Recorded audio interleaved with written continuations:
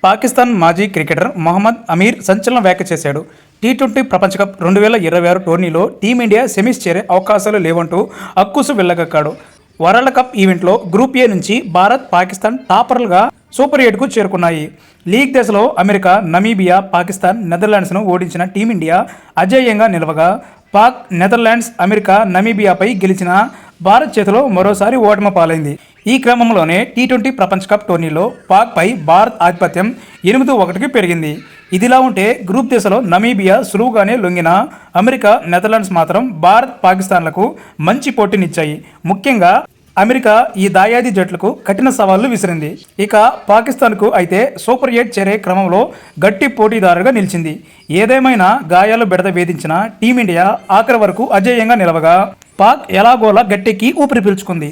ఇక సూపర్ 8లో భారత్, దక్షిణాఫ్రికా, జింబాబ్వే, వెస్టిండీస్లతో తలపడనుంది. పాకిస్తాన్, న్యూజిలాండ్, ఇంగ్లాండ్, శ్రీలంక జట్లను ఢీ కొట్టనుంది.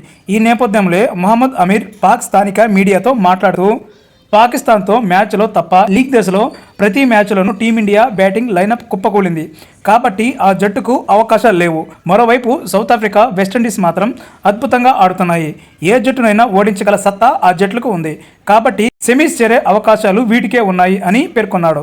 దీంతో అమీర్ వ్యాఖ్యలపై టీమిండియా అభిమానులు మండిపడుతున్నారు. భారత్ తిరుగులోని జట్టు సూర్యసేనను కించపరచాలని చూస్తే ఊరుకునేది లేదు అని హెచ్చరిస్తున్నారు. ముందు మీ జట్టు సంగతి చూసుకోండి. గత ఎడిషన్లో అమెరికా చేతిలో ఓడి లీగ్ దశలోనే ఇంటిబాట పట్టిన విషయం మర్చిపోవద్దు అంటూ అమీర్కు చురుకులంటిస్తున్నారు.